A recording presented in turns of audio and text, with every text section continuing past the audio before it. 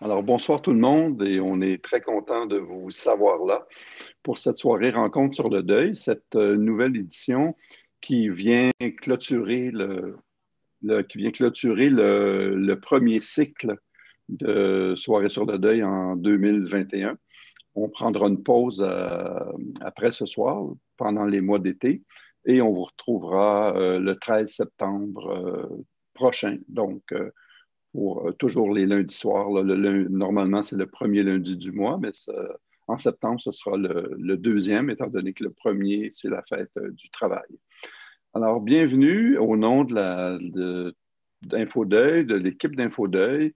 On est très content, encore une fois, d'être avec vous et de vous faire partager des propos qui, j'en suis sûr, pourront vous aider sûrement dans votre processus là, de travail de deuil.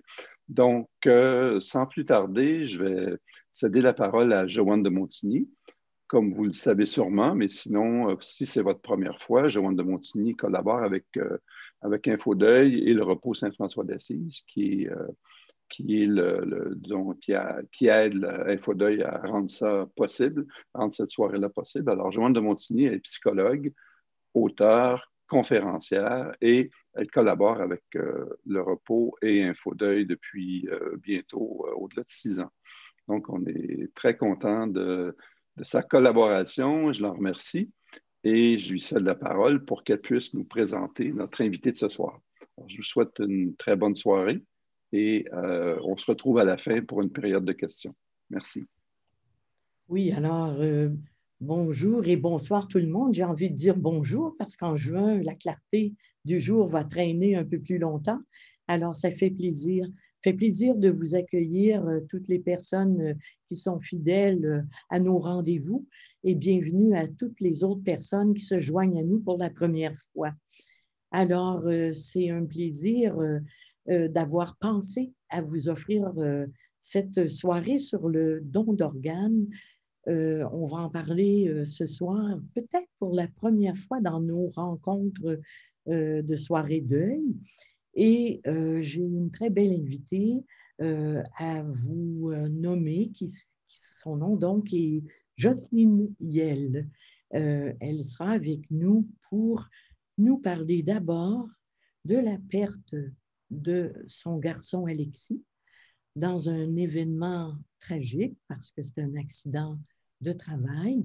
Et puis, elle est avec nous aussi beaucoup pour nous parler du don d'organes, ce à quoi elle a contribué avec sa famille au moment du décès de son fils. Et moi, personnellement, le don d'organes, c'était quelque chose qui m'interpellait beaucoup parce que à l'hôpital où je travaillais, on entendait souvent des gens nous dire c'est difficile d'aller demander à la famille si on peut leur proposer un don d'organes. Alors, tout ça, on va avoir des précisions, des informations, en plus d'un témoignage précieux, j'en suis certaine.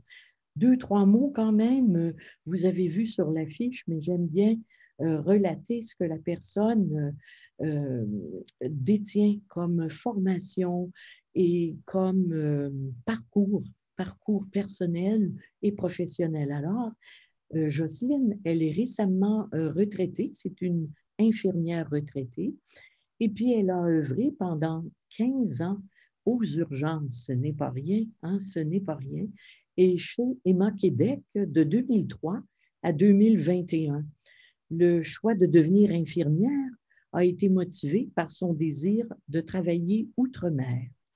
Donc, plus particulièrement en Afrique de l'Ouest, où elle a séjourné à 2 reprises dans le cadre d'échanges culturels et de travail bénévole.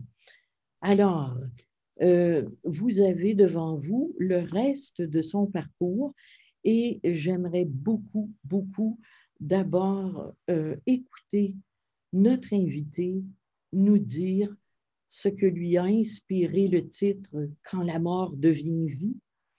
Et puis aussi la première phrase qu'elle nous donne ce soir dans cette affiche, c'est que le don pour elle a été un moyen de trouver un sens un sens à la vie, à la survie de la famille et puis à la mort d'Alexis.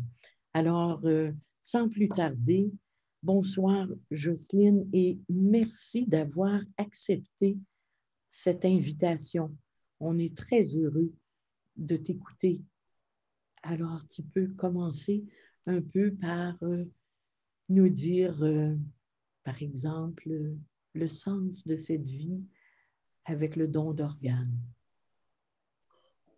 Alors, bonsoir à tous. Merci à M. Chartier de permettre cette plateforme pour le partage. Et merci à Joanne de ton invitation. Bon, écoutez, qu'est-ce que ça l'a apporté? Est-ce que tu veux, Joanne, que je décrive un peu l'accident au départ? Oui, peut-être que comme ça, on va savoir un peu de quoi il s'agit, dans quoi vous avez été pris, éprouvé. Et puis après, on va mieux comprendre la suite. Parfait. Alors, le matin du 7 décembre 2015, je mêle le nom de mes garçons. Alexis est parti très tôt pour aller travailler sur un chantier dans les Laurentides. Nous, on habite la Rive-Sud. Alors, il partait vers 4h30, 5h du matin. Puis vers 9h30, 10h, son frère aîné, Charles-Antoine, a reçu un appel de la SQ, la Sûreté du Québec, disant qu'Alexis avait eu un accident. Et donc, il se trouvait dans les Laurentides, dans le bout du lac supérieur. Donc, Charles-Antoine nous appelle. Là, je lui demande, mais à quel endroit il se trouve? À quel hôpital? Ben là, j'ai présumé que c'était à Sainte-Agathe. Alors, moi, je contacte Sainte-Agathe. On me dit, attendez, madame, le médecin veut vous parler.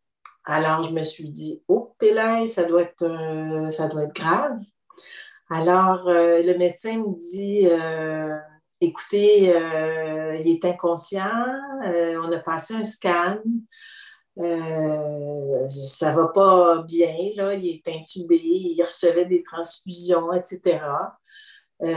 Donc, moi, je dis, on va s'en aller tout de suite. Il a dit, non, attendez, on est en train d'organiser un transfert à l'hôpital Sacré-Cœur, qui est un centre de traumatologie important.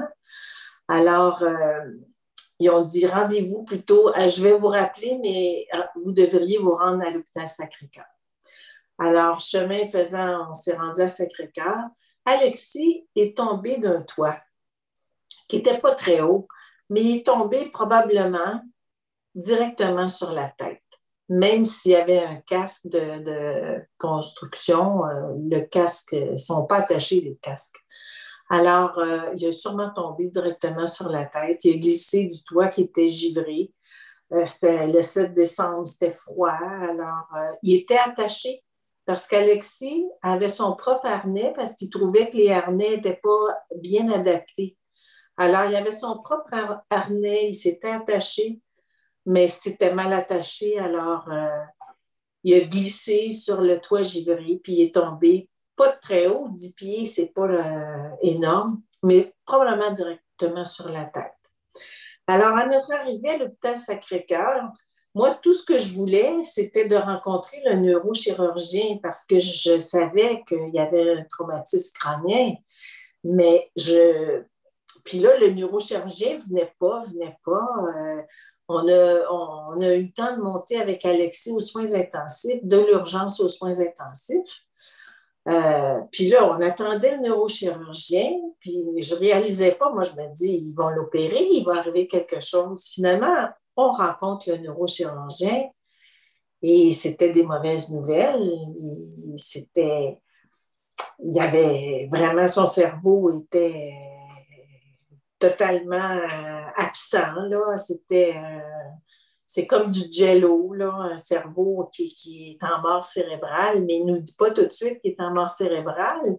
Mais moi, ayant travaillé aux urgences, là, je me doutais que je lui ai posé la question, si jamais il se réveillait, qu'est-ce qui arriverait? Ben, il serait dans un état végétatif. Alors, moi, je me suis dit, il n'y en est pas question. C'était pas possible de voir Alexis si vivant. Je vais vous montrer une photo, là, c'est un garnement, là. C'est un mauvais... Il était quelque chose. Je vais vous montrer une petite photo. Là, il nourrissait des canards avec des M&M. Je ne sais pas si vous le voyez. Oui, on le voit bien. Ouais. Ça, c'est un exemple. Là. C'était un gars joyeux, plein de vie. Alors, d'imaginer dans un état végétatif, c'est comme impensable. Alors, de fil en aiguille, la mort cérébrale, elle doit être constatée par 2 examens et par 2 médecins différents aussi. Donc, dans la journée, il y a eu un tas d'examens, il est resté aux soins intensifs, c'est sûr, pour finalement que la mort cérébrale soit constatée là, le soir vers 10h, 10h30. Alors, à partir de ce moment-là, mais même avant, mais nous, on ne le sait pas vraiment, Transplant Québec entre en jeu pour déterminer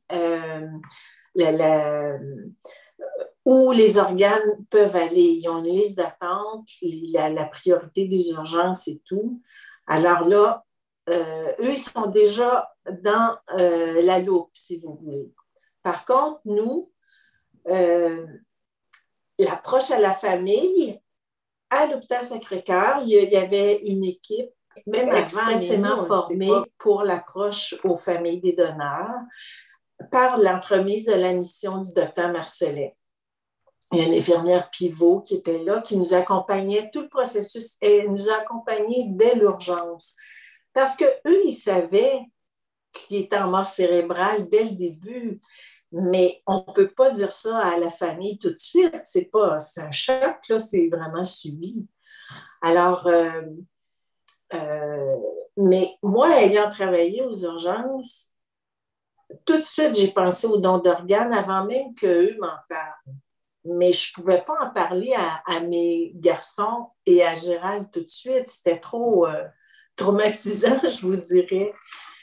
Mais j'étais dans un état second, je dirais, où là, la seule chose qui avait un sens au non-sens de perdre mon garçon de 21 ans, c'était qu'il puisse donner ses organes. J'ai toujours cru au don d'organes, puis les enfants le savaient aussi parce qu'on en discutait de par ma profession, de par mon travail chez Emma Québec.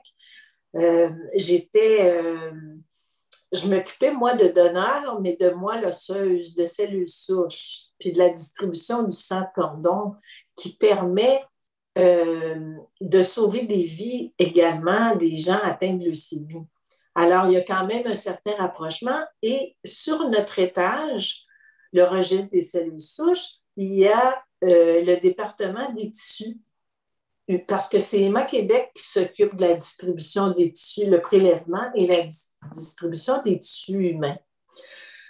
Donc, des fois, on se dit cordonnier mal chaussé ou tu travailles un peu dans le milieu et puis, bon, ça t'arrive à toi, tu sais, c'est fou, mais pour moi, là, il fallait absolument que ça réussisse.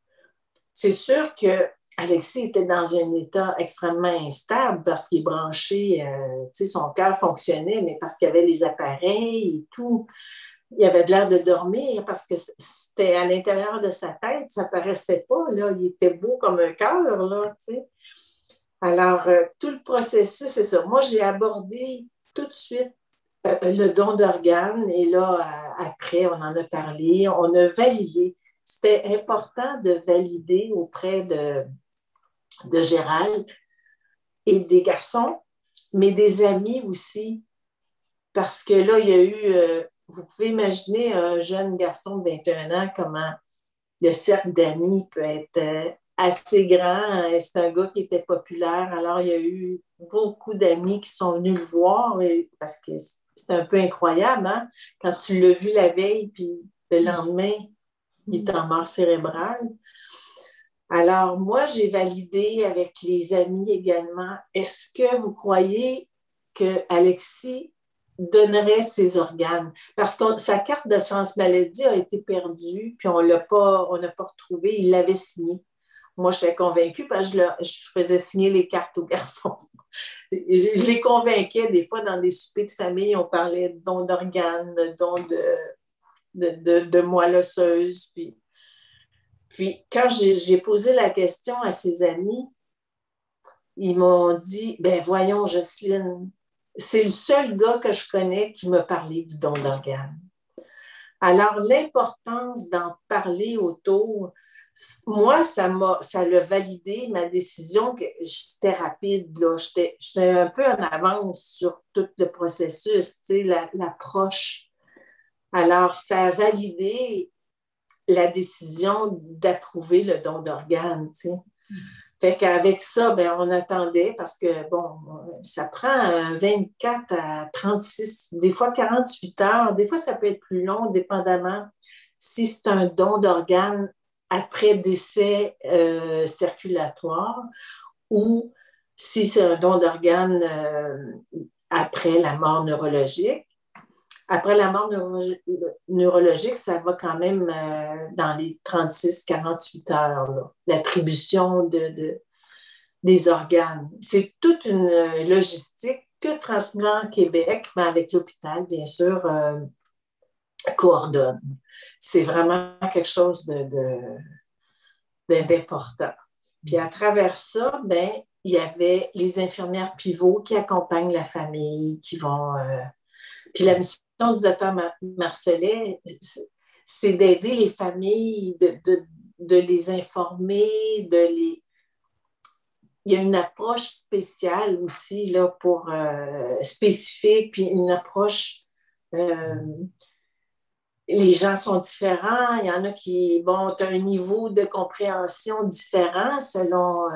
moi, il est certain qu'étant infirmière, j'avais déjà des connaissances au niveau du don d'organes et puis de la logistique un peu, comment ça se produisait, mais pour certaines personnes dont il y a beaucoup de mythes autour du don d'organes.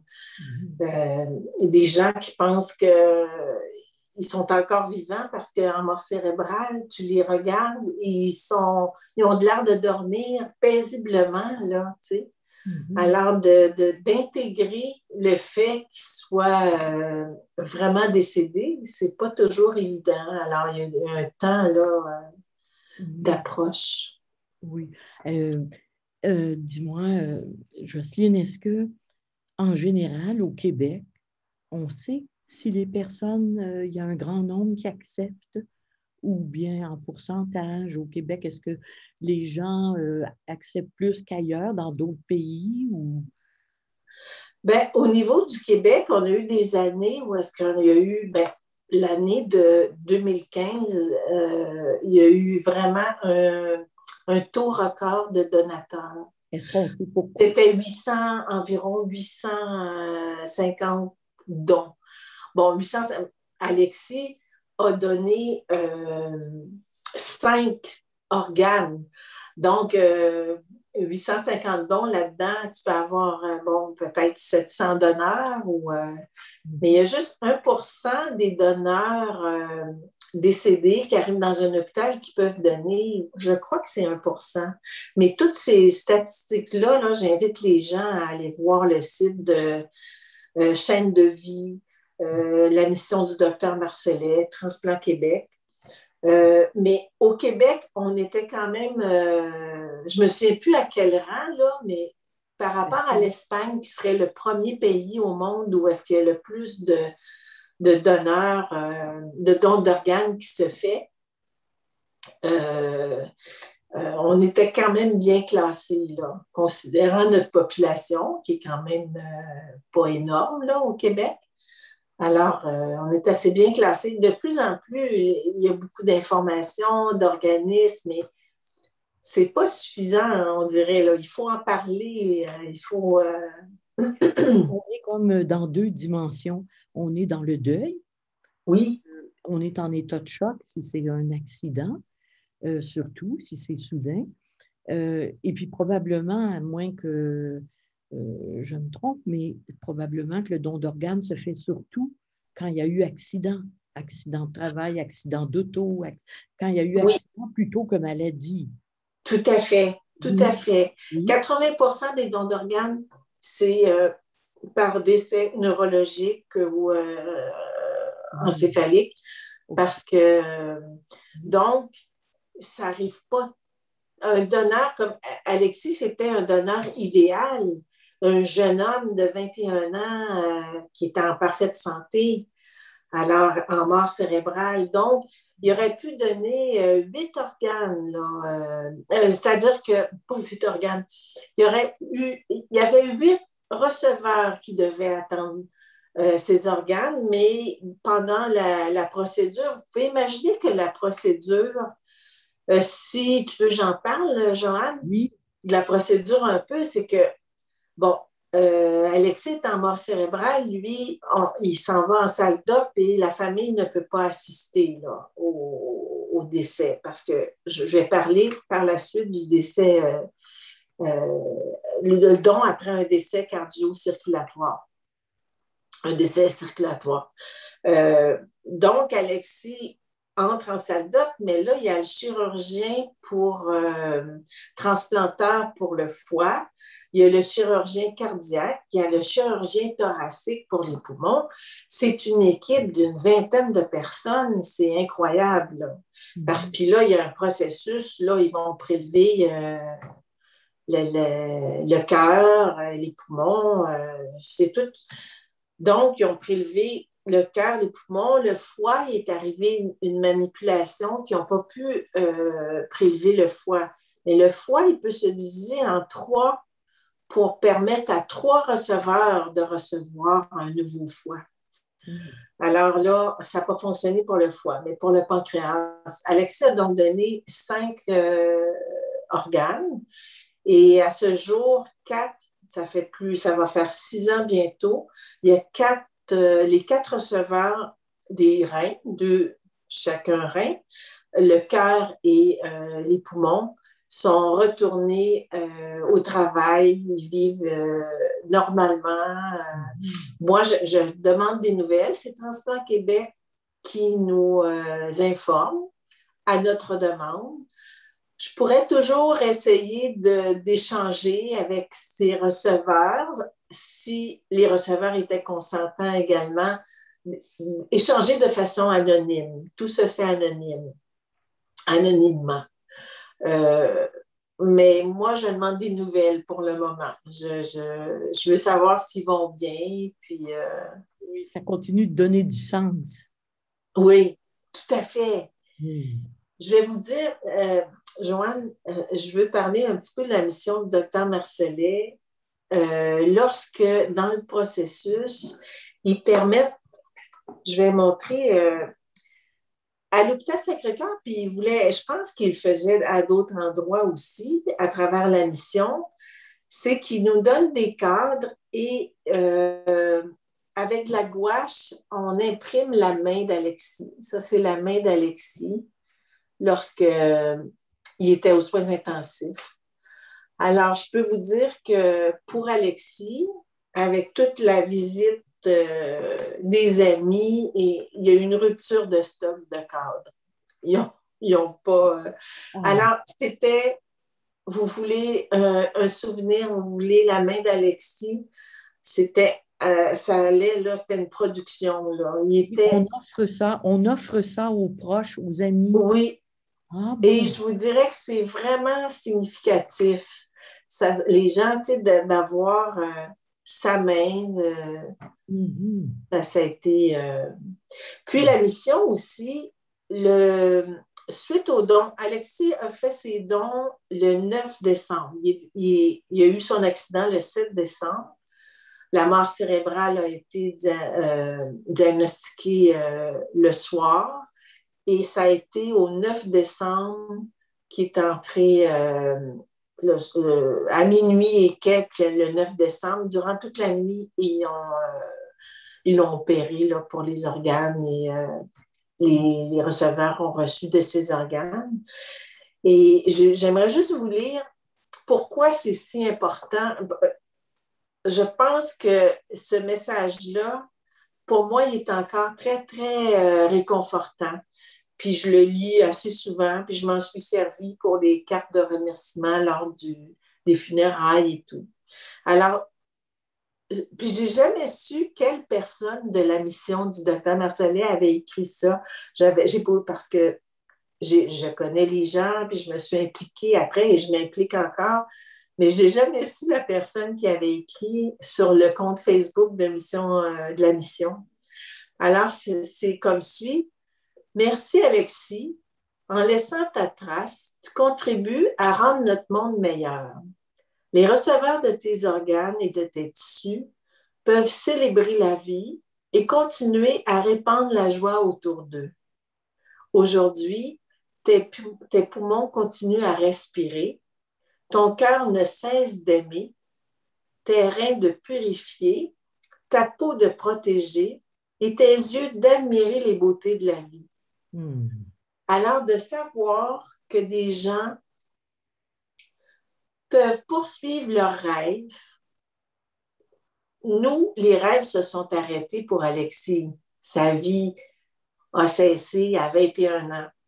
Mais il a vécu, je pense, comme s'il avait eu 60, là, parce qu'il était très, très, très actif, très plein d'expérience. Mais de savoir que d'autres gens peuvent poursuivre leurs rêves, continuer à vivre normalement, ben, c'est réconfortant. Ça donne le sens dont on parlait au non-sens. C'est contre nature perdre un enfant. On devrait partir avant eux. Selon le processus de la vie, mais c'est pas comme ça se passe toujours. Hein? Tout le monde est témoin de certaines expériences. Mais de savoir ça, ça nous réconfortait. Nous, ce Noël-là, le Noël décembre 2015, on était d'une tristesse, mais je pensais aux familles, puis je me disais, wow, quel beau cadeau. Parce que si j'avais eu un enfant malade en attente d'un cœur, par exemple, ou en attente d'un rein, j'aurais voulu qu'il y ait, même si c'est associé à la mort, quand il n'y a plus rien à faire au niveau le physique n'est plus là, mais si ça peut faire vivre quelqu'un d'autre, c'est là où est-ce que ça prend son sens. On peut donner des organes à partir de quel âge et jusqu'à quel âge? Oh my God! À partir de bébé naissant, là, un petit bébé qui aurait jusqu'à 80 quelques, il n'y a pas d'âge même, je vous dirais. Parce que c'est non seulement les organes, mais les tissus également. Il y a une jeune fille qui a reçu un foie d'un monsieur de 80 ans. Elle était dans la vingtaine, Audrey. Écoutez, là, le foie, là, il y a à peu près 110 ans là, en ce moment, si on calcule. Là, alors, il n'y a pas d'âge. C'est surprenant. Tout le monde devrait signer sa carte, je vous dirais. Parce qu'il y a toujours des morceaux, excusez l'expression, qui peuvent servir. Oui, mais Jocelyne, par exemple, est-ce qu'on essaie comme mère ou comme père, comme frère, d'imaginer la personne qui a le poumon ou les poumons d'Alexis, le cœur? Est-ce qu'on essaie de visualiser? Au tout début, on se dit, « Oh mon Dieu, qui est cette personne? Comment va-t-elle? Où vit-elle? » Bon, peut-être qu'à la longue, on peut avoir des nouvelles. Là. Je ne savais pas si on peut en avoir ou pas. Peut-être qu'il fut un temps où on ne pouvait pas beaucoup en avoir au tout début des dons d'organes et qu'avec le temps, ça s'est su davantage. Bien, c'est vraiment selon chaque personne. Il y a des gens qui ils font le don d'organes, la famille approuve le don d'organes et ils ne veulent pas savoir. Il y en a d'autres qui veulent échanger. Puis, je connais une dame que j'adore, que j'ai accompagnée à travers la mission du docteur Marcellet. Elle a écrit à tous les receveurs de son fils mais il y a une personne qui lui répond, qui continue à échanger avec elle. C'est une receveuse d'un des reins de son fils. Il y en a, pour les receveurs, il faut comprendre que eux, ils ont la vie sauve. Souvent, c'est une question, des fois sur la liste, là, ils ont 24 heures à vivre, là. Mais c'est associé à la mort de quelqu'un. Alors, il y a beaucoup de receveurs qui pour eux, c'est difficile de prendre contact avec... Oui. Oui. Avec ça se fait à travers... Pardon. Avec la personne en deuil. Il serait un peu, comment dire, intimidé ou enfin... tout à fait. Gêné, un peu... Oui. N'ose pas déranger la personne en deuil. N'ose pas dire son bonheur alors que l'autre a perdu. Oui.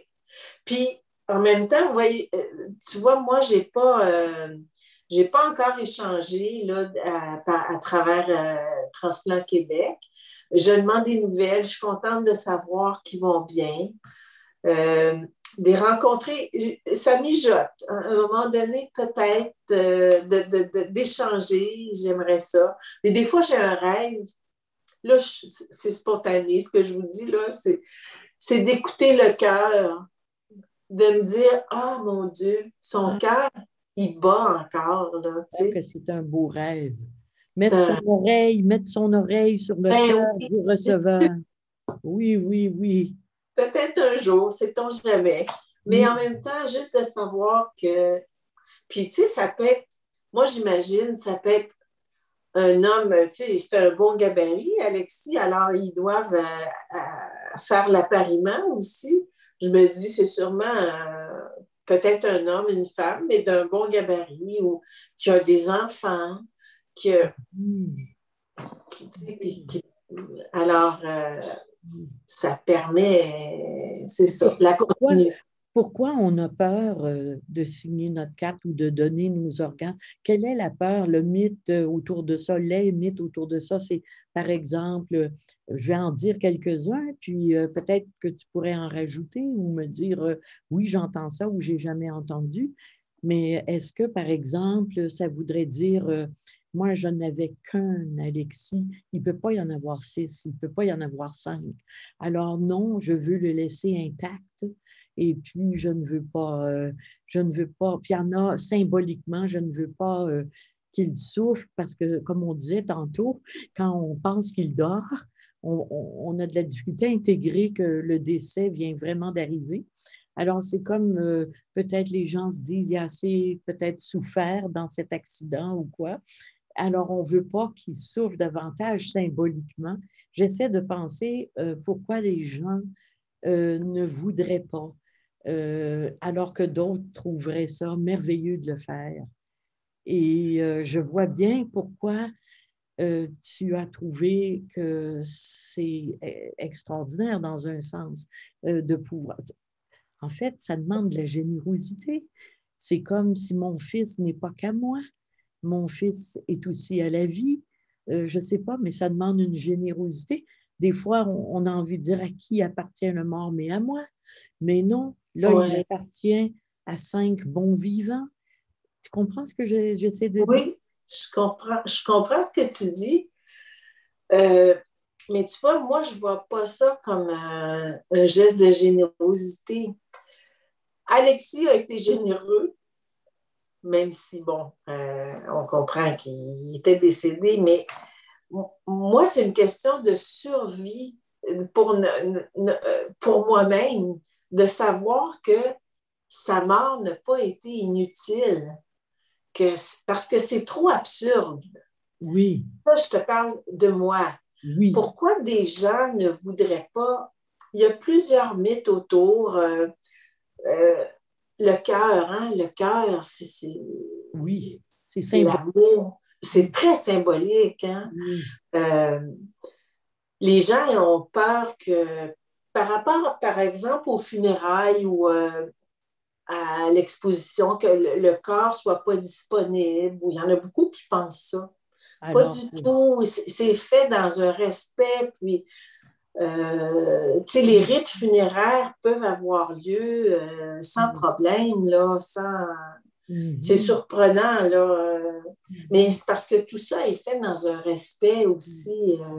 Alors, si ça donne un sens, comme tu nous l'expliques, est-ce qu'en même temps, ça facilite la traversée du deuil? C'est-à-dire qu'on a de la peine, mais est-ce que ça vient un petit peu essuyer nos larmes, le fait d'avoir contribué à la survie d'autres personnes? Est-ce que notre chagrin est apaisé? Ou c'est deux choses différentes? Je crois que ça dépend des gens. D'accord. Pour ma part, c'était primordial. Je pense que si ça n'avait pas fonctionné, là, j'aurais été dévastée là, pendant plusieurs années. Ah oui. Je suis convaincue. Pour moi, là, c'était... Je me souviens, le soir, l'intensiviste était venu me voir, puis là, il y avait de la misère à stabiliser. Ils doivent faire comme s'ils sauvaient la personne pour que les organes soient maintenus viables, là, entre guillemets. Oui. Alors, il m'avait dit, est-ce que vous seriez d'accord? Est-ce qu'on procède plus rapidement? Parce que là, on a de la difficulté à le maintenir,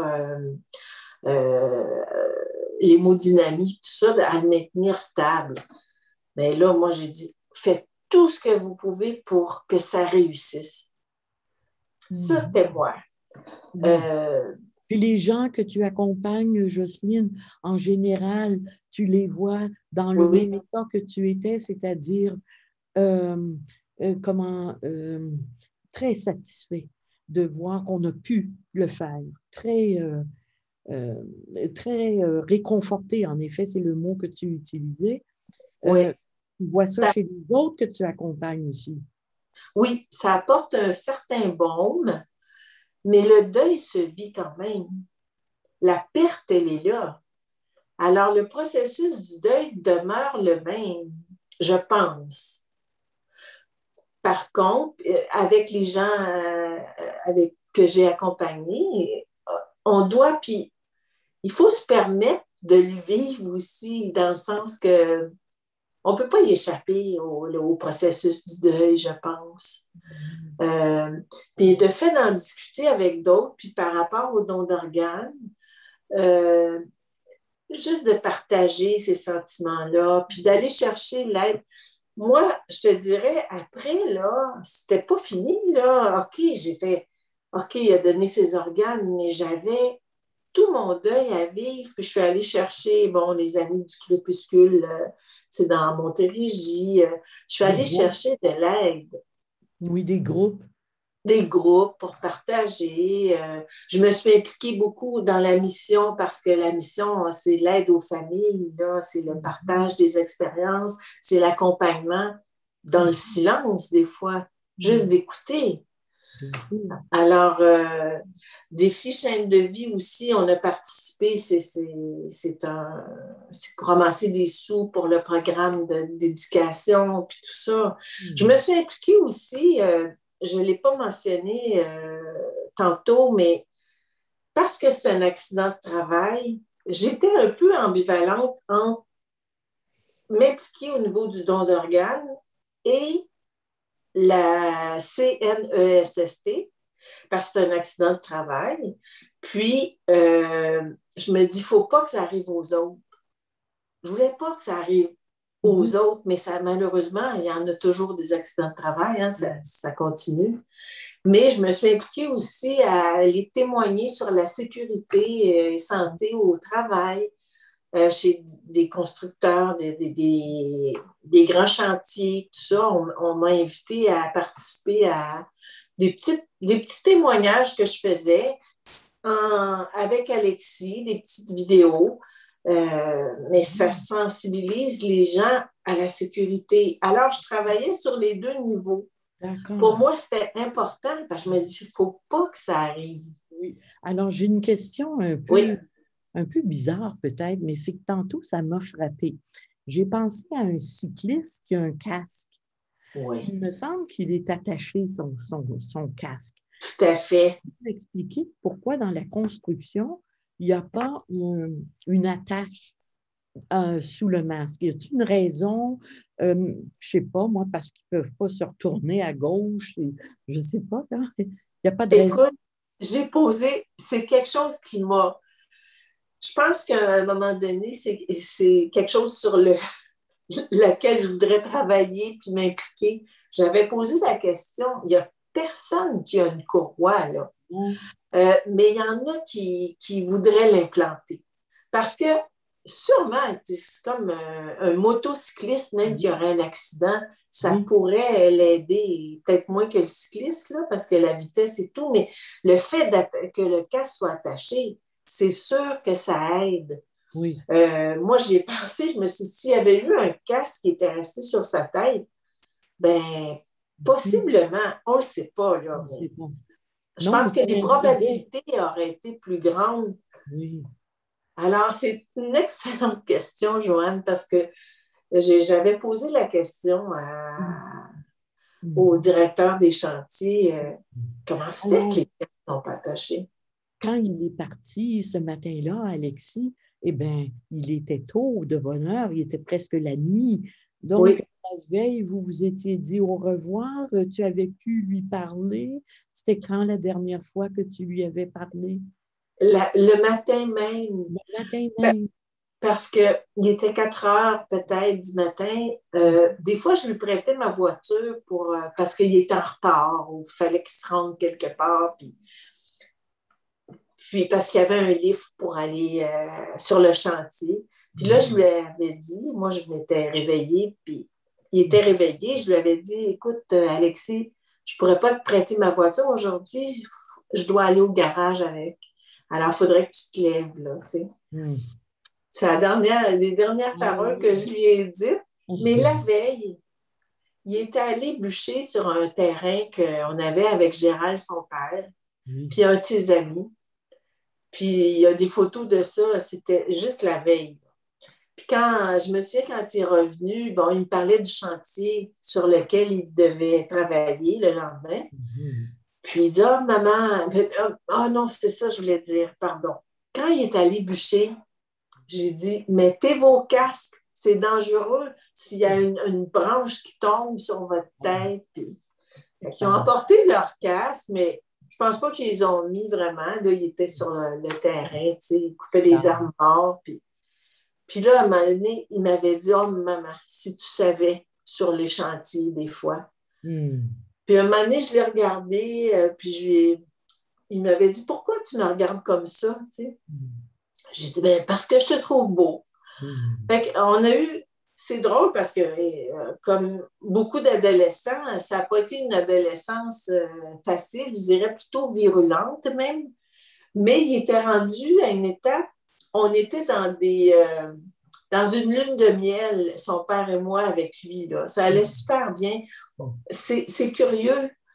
Des fois, on se pose la question, mais voyons, comme si lui, il savait.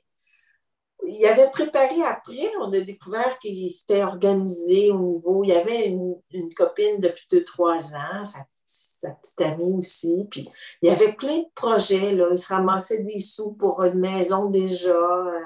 C'était fou. Puis, tu sais, on vivait, moi, je me souviens, il vivait encore avec nous, tu sais, mais il était dans sa jeune vie d'adulte, là. Oui. J'aimerais tellement poser plein de questions, mais je sais aussi que nos auditeurs, auditrices vont vouloir en poser. Mais juste avant, là, je vais y aller vite, vite, parce que je ne voudrais pas faire fi de la perte d'un petit enfant que tu as eu aussi déjà dans la vie, à 2 mois. Hein, Florence, hein? À 2 mois.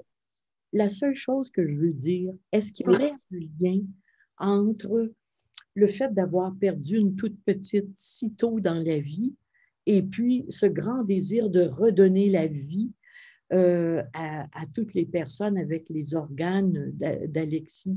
Est-ce qu'on multiplie la vie parce qu'on a perdu une petite Florence? Est-ce qu'on a fait ce lien-là déjà? Pas vraiment. Non. Elle n'a pas à voir avec ça. Non, non. Donc, Mais Florence était très présente au niveau de la famille, malgré ses deux frères, Alexis et Nicolas, qui sont arrivés après. Mhm. Il y avait une sœur, ils ne l'ont pas connue. Charles-Antoine, il s'en souvient très peu, là. Mais les petits, il y avait une sœur. Elle était très présente D'accord. spirituellement. Oui, hein? Bon, je voulais quand même pas l'oublier, Florence, dans C'est gentil. notre rencontre. Alors, on laisse la parole à Alain. Est-ce qu'on a des questions? Oui, et j'invite les gens qui souhaiteraient là, poser des questions à notre invité quand vous êtes devant votre écran, à gauche, vous avez une boîte de dialogue, donc de chat communément appelée. Vous pouvez là, inscrire au bas là, les questions et nous, on va essayer de les relayer là, à notre invité, là, à Jocelyne, pour qu'elle puisse partager avec vous. Alors, en fait, une première question, on est un peu curieux, si on peut se permettre, on a bien compris que toute l'importance du geste que vous avez posé quand votre fils Alexis est décédé, puis au niveau du don d'organes pluriels, je dirais. Mais comment ça a été pour vos proches, vos autres enfants, votre conjoint? Est-ce que chacun a vécu, bien sûr, à sa façon, ce drame-là? Comment ça a été pour eux d'être confrontés je dirais, à un double événement, c'est-à-dire la perte de leur frère ou de leur fils, puis en même temps de devoir le partager avec d'autres? C'est très différent, je vous dirais. Euh, Quand je pense à ces deux frères, euh, eux, ils étaient pour le don d'organes, mais leur deuil est différent du mien, puis celui de Gérald également. Moi, j'ai eu besoin de m'impliquer, de donner un sens. Eux, leur deuil, ils trouvaient que ça n'avait pas de sens de perdre leur frère. Le don d'organes, ils étaient d'accord, mais je pense que c'est un trio, les trois garçons, c'était vraiment un trio. Alexis, l'enfant du milieu, euh, ils ont eu à vivre leur deuil. Puis en même temps, dans une famille, on se protège mutuellement quand il y a la perte d'un membre de la famille. Chacun se protégeait. On en parle plus ou moins. C'est pas facile. Il faut laisser la place à la parole. Puis moi, je proposais des rencontres, puis avec des psychologues, pour qu'ils puissent évacuer ou vivre leur deuil. Mais c'est différent. C'est différent. C'est pas la même source de réconfort, le don. Non, non. Non. Pour Gérald, oui, quand même, de penser que les gens poursuivent leurs rêves, c'est réconfortant. Mais pour ses frères, je ne crois pas que ça a été un réconfort aussi grand que le nôtre, que pour nous. Est-ce un autre mythe de penser qu'une maman qui a déjà donné la vie, pour elle, c'est moins ou c'est plus important encore parce qu'elle redonne la vie? Est-ce qu'on peut penser comme ça ou c'est un peu trop simple? Oui, moi, je trouve que oui, c'est une belle pensée, mais c'est aussi... ben, c'est ça, c'est donner le sens. Puis, mais on veut tellement pas que Alexis, notre fils, soit oublié aussi. C'est de savoir qu'il vit encore en quelque sorte. Oui. On veut pas qu'il soit oublié. Hein? C'est l'importance, c'est cette importance-là. Là. On focus, moi, en tout cas, je focus là-dessus. Ses frères aussi, d'ailleurs, mais il n'est pas oublié. Parce qu'il y avait un cercle d'amis semblables, les trois garçons. Là. Alors, on a la meilleure preuve qui n'est pas oubliée, c'est qu'après quand même un certain nombre d'années, c'est quand même pas si lointain, mais on en parle ce soir. Donc, c'est lui qui nous réunit tous, finalement. Oui. C'est vrai. Vous parliez de votre implication à titre de bénévole auprès du docteur Marcelet. Les gens aimeraient savoir un peu c'est quoi votre rôle, comment ça marche, comment ça fonctionne. Ben, écoutez, à travers la mission, il y a un comité famille. Puis dans ce comité, on est quelques personnes. On se réunissait, là, c'est sûr que la pandémie a ralenti les activités, mais on se réunissait, je vous dirais, aux 2 mois pour déterminer des activités et aller aider les gens qui sont, ça pouvait être à l'hôpital même, organiser des rencontres après le don d'organes pour partager, les gens, juste le fait de partager leur expérience, comment on est arrivé au don d'organes. Je pense que ça apporte vraiment un bien-être, un réconfort, un baume. Alors, c'est un peu ça. Il y a eu un forum à un moment donné où il y a eu la rencontre de receveurs, de familles de donneurs ça a été vraiment un forum qui a été très, très bénéfique et important. De rencontrer des receveurs, c'est très touchant pour la famille des donneurs. Ah oui. Et vice-versa. Et vice-versa. Eux, ils sont très, très pleins de gratitude, là, mais ils sont contents de voir que ça nous permet là, d'adoucir notre deuil. Oui, oui. On nous demande comment vient la mort dans le processus, là, à travers le processus de don d'organes. Avez-vous eu accès à votre fils avant et après ou comment ça se passe? Ben, avant, écoutez, il était aux soins intensifs. Là, on parle dans le cas d'une mort cérébrale. Alors, on l'a quitté, on pouvait aller auprès de lui, on pouvait même s'allonger près de lui. L'équipe de soins nous offre du temps nous a offert du temps avec Alexis. Il y a eu on pouvait le voir, on pensait qu'il dormait, là, mais on a eu beaucoup de temps, ben beaucoup, c'est relatif, là, mais on avait du temps avec lui, très, très, très, du temps de qualité, là, tu sais, il nous laissait la chambre, il y en avait du bon.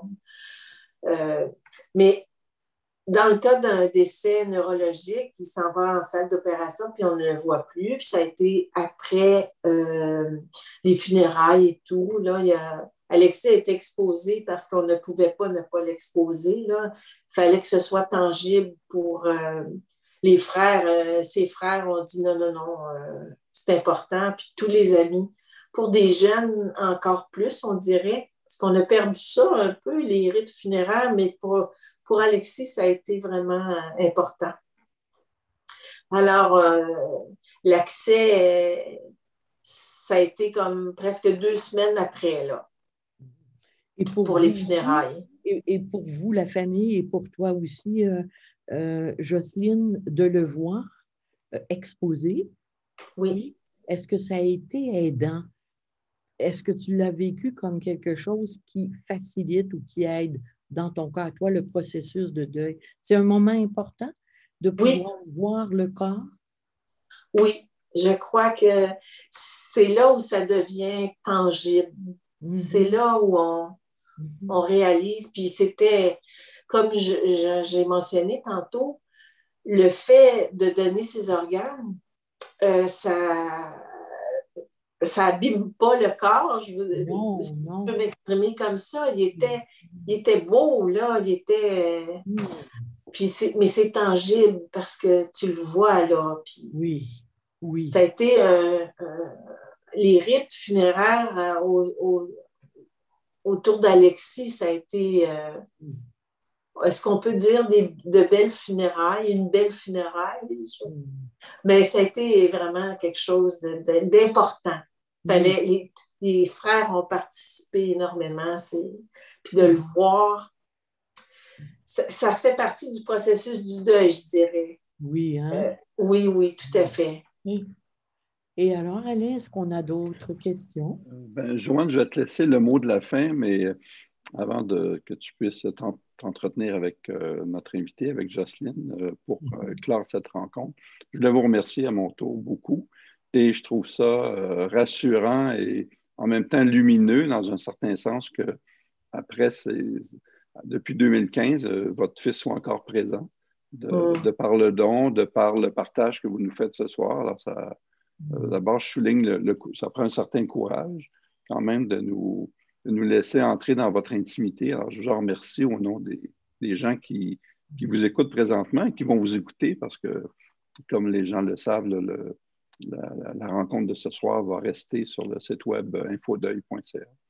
Alors voilà, je cède la parole à Joanne et je vous remercie beaucoup, Jocelyne. Oh, merci beaucoup, M. Chartier. Merci. Bien, je me joins à Alain aussi pour dire merci, Jocelyne, parce que ce soir, on a parlé de plusieurs choses. Au fond, on a parlé du deuil, puis on a parlé de la survie, hein, après le deuil chez ces personnes qui pensaient mourir. Et on a donc parlé du deuil et du don.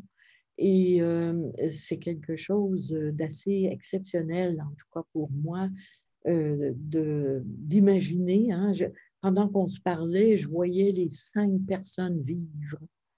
Je les voyais presque avec nous à écouter tout ça. Alors, ça nous fait vibrer. Ça fait vibrer dans le corps parce que ça a été aussi dans le corps que ça s'est passé et que le corps puisse continuer. Hein, moi, en tout cas, je sentais un peu plus mon cœur battre et je me disais, ce sont des organes invisibles, le cœur, les poumons et tout ça. Mais mon Dieu, que ce soir, on les a vus, on les a visualisés à travers le corps des survivants. Alors, c'est merveilleux. Je pense que j'ai déjà parlé lors d'un atelier de certains meurent et ressuscitent les vivants. Et c'est peut-être dans ce sens-là qu'Alexis a beaucoup contribué avec sa mort. Il a redonné vie, il a ressuscité, hein, ressuscité la vie. Alors, c'est ça qui est beau de la part. Et moi, je vais rester beaucoup avec son empreinte. Cette empreinte-là me touche énormément. C'est une image forte. Et puis, je reste beaucoup aussi avec toute cette résilience dont on parle parfois, qui n'est pas banale, c'est-à-dire le courage, comme Alain vient de nommer, de mettre des mots sur toutes les émotions vécues. Et puis, le message important que ça communique et l'information qui nous renseigne tellement davantage sur le don d'organes. Et un grand merci. Et j'espère que ce témoignage-là te portera comme il nous porte présentement. Je dis toujours qu'un témoignage, c'est une énergie qui circule. Alors, ton témoignage a circulé en nous. Hein? C'est comme si tu nous avais fait le don, toi, de ta parole. Alors, non seulement Alexis a fait le don des organes, de ses organes, et toi, tu nous fais le don de la parole. Et cette parole-là, elle vibre en nous. Alors, un grand, grand, grand merci. C'est très précieux. Puis, je voudrais dire à toutes les personnes qui nous écoutent, merci d'avoir été là. Et je sais que si vous n'avez pas pu être là, vous allez nous retrouver en différé. Je tiens aussi à vous souhaiter un bel été, tout le monde, parce qu'on ne va pas se retrouver avant septembre. Mais comme on sait que le temps file si vite, ça va être bientôt qu'on va se retrouver. N'empêche que je vous souhaite des belles journées maintenant qu'on sort un peu plus de la COVID. Maintenant qu'on peut peut-être, comment dire, enlever nos masques. Et c'est peut-être ce que j'ai le plus apprécié dans les rencontres virtuelles, c'est que durant la COVID, on n'avait pas de masque à travers l'écran et que ça nous donnait nos pleins visages. Et ce soir, c'est un visage aimant et éclairant qui nous a communiqué une parole importante. Donc, le présentiel, c'est fameux, mais à défaut du présentiel, on a accès à un visage parlant. Merci beaucoup, beaucoup, beaucoup. Et j'embrasse tout le monde. Je peux le faire à distance, puisque nous sommes à la fois en proximité et à la distance. Et au plaisir, au grand plaisir. Merci Alain et à toute ton équipe. Merci au Repos Saint-François, au conseil d'administration de croire en ces soirées, de nous aider comme ça à encourager le rassemblement et les rituels de rencontre. Alors, bon été tout le monde. Bon été Alain. Merci infiniment. Bon été à tous. Merci. Merci.